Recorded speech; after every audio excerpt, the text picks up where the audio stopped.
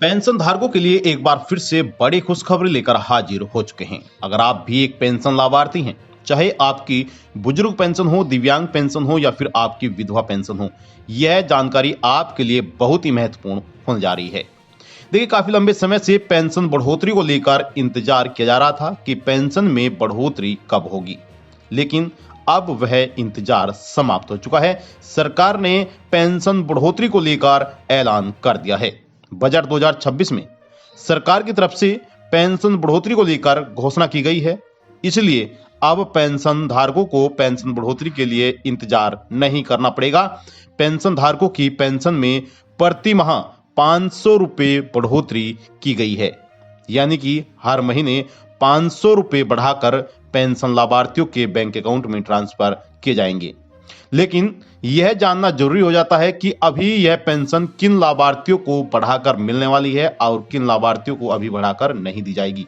तो इस वीडियो के माध्यम से हम आपको तमाम जानकारी देंगे, बस आप बने रहिएगा हमारे साथ, अंत तक वीडियो को देखते रहिएगा।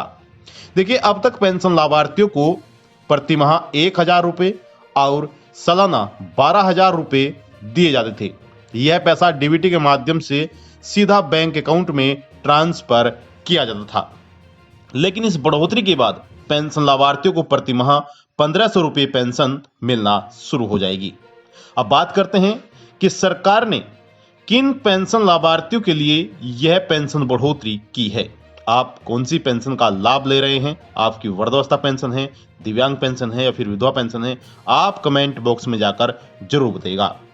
देखिए, आपकी जानकारी के लिए बता दें, हाल ही में मिली जानकारी के अनुसार सरकार की तरफ से विधवा महिलाओं के लिए पेंशन बढ़ोतरी को लेकर ऐलान किया गया है और दिव्यांग पेंशन लाभार्थियों के लिए भी पेंशन में बढ़ोतरी कर दी गई है। लेकिन बहुत ही जल्द बुजुर्गों को भी बड़ी खुशखबरी मिल सकती है, बुजुर्गों की पेंशन में भी बढ़ोतरी हो सकती है। यानी कि अभी जो यहाँ पर ऐलान किया गया है और जो बड़ी खबर सामने आई है वह ये है कि जो विधवा महिलाएं हैं और जो दिव्यांग पेंशन लाभार्थी हैं, उनको पेंशन बढ़ोतरी करके दी जाएगी। हालांकि यह जो पेंशन बढ़ोतरी सरकार कर रही है, यह बहुत ही जल्द सभी लाभार्थियों को दी जाएगी, लेकिन सबसे पहले दिव्यांगों को और विधवा महिलाओं को पेंशन दी जाएगी। आपको कौन सी पेंशन मिलती है, इनकी वृद्धावस्था पेंशन मिलती है, दिव्यांग पेंशन मिलती है या फिर बुजुर्ग पेंशन मिलती है, आप कमेंट बॉक्स में जाकर जरूर बताइएगा। हालांकि अब तक सरकार की तरफ से जो पेंशन जारी की गई है वह अक्टूबर, नवंबर और दिसंबर महीने की पेंशन जारी की गई है और अब सभी लाभार्थियों को इंतजार है कि जनवरी, फरवरी और मार्च 2026 की पेंशन कब ट्रांसफर की जाएगी। हालांकि अगर सरकार ने यह बढ़ोतरी को लेकर ऐलान किया है, यह पेंशन आने वाली जो है यह भी आपको बढ़ाकर मिल सकती है। उत्तर प्रदेश में जो पेंशन दी जा रही है वह 1,000 रुपये प्रति माह और तिमाही 3,000 रुपये दी जाती है।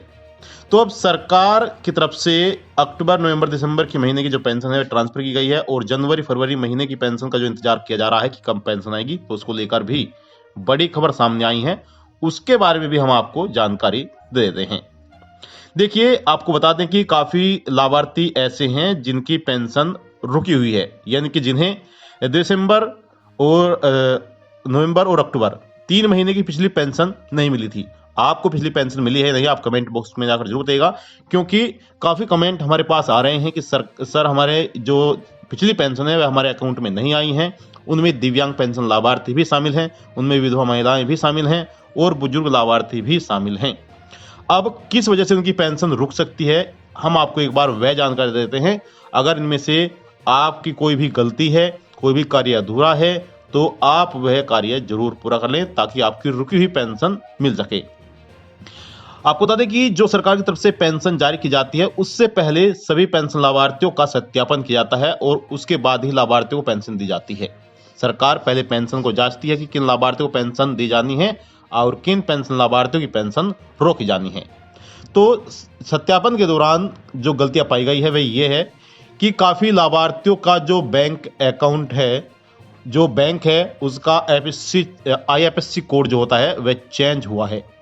अगर आपके बैंक का IFSC कोड चेंज हुआ है तो आपको वही IFSC कोड देना होगा जो अभी वर्तमान में है। दूसरा, काफी लाभार्थियों का ई-केवाईसी कंप्लीट नहीं है, तो वह ई-केवाईसी कंप्लीट जरूर कर लें। खासकर जो नए पेंशन लाभार्थी है, जिन्होंने नया आवेदन किया हुआ है, वह अपनी पेंशन को एक बार जरूर चेक कर लें अगर पेंशन लाभार्थी को नहीं मिली है।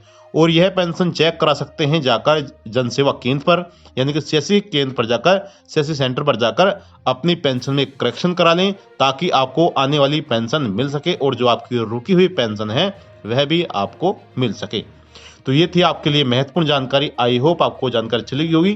पेंशन लाभार्थियों का जो काफी लंबे समय से इंतजार किया जा रहा था, वह अब योगी सरकार ने समाप्त कर दिया है। ऐलान किया गया है कि 500 रुपये बढ़ोतरी की जाएगी और लाभार्थियों को प्रति माह 1500 रुपये दिए जाएंगे। तो आपको यहाँ पर जो पेंशन मिलने वाली है, आने वाली पेंशन वह भी बढ़ाकर मिल सकती है।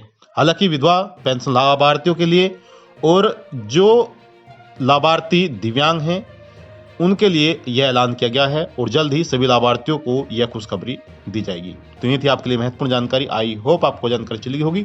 कोई भी आपका सवाल है, सवाल कर सकते हैं। आप सभी के सवालों के जवाब दिए जाएंगे।